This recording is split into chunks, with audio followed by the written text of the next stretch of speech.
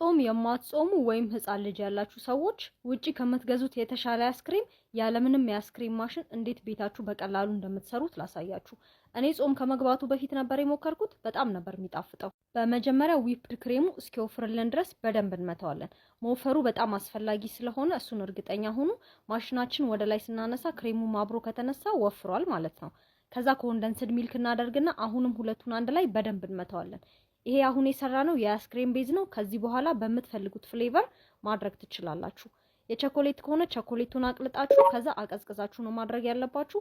የባናና የማንጎ ከሆነ ደግሞ እነሱን ፈጭታችሁ መቀላቀል ነው። እኔ ለአሁን ማሳያችሁ የኦሪዮና የስትሮቨሪ ነው። ኦሪዮን ማድቀቅ ብቻ ነው። ስትሮቨሪውን ደግሞ አላስፈላጊውን ፓርት ቆርጠን ካወጣን በኋላ ውሃ ጠብ አድርገን እንፈጨዋለን። ከዛ የሰራነውን የአይስክሬም ቤዝ ለሁለት እንከፍልና አንደኛው ውስጥ የፈጨነውን ስትሮቨሪና ቤት ውስጥ የሰራሁት ስትሮቨሪ ጃም ነው።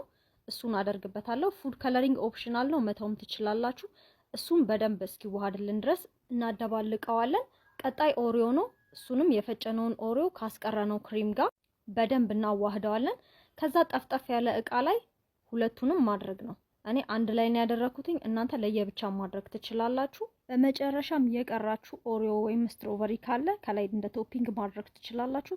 ከዛ በደንብ እስኪቀዘቅዝልን ድረስ ፍሪጅ ውስጥ እናደርገዋለን። ይህንን የአይስክሬም ኮን ወይም ብስኩት ለመስራት ምንም አይነት ዋፍል ሜከር አያስፈልገንም። ቤት ውስጥ በመጥበሻ ነው የሚሰራው። እሱን በቀጣይ ቪዲዮ አሳያችኋለሁኝ። ብዙ ሰው የተመቸው የኦሪዮ ነው። እናንተ ከሞከራችሁት የትኛው እንደተመቻችሁ ኮሜንት ላይ አሳውቁኝ።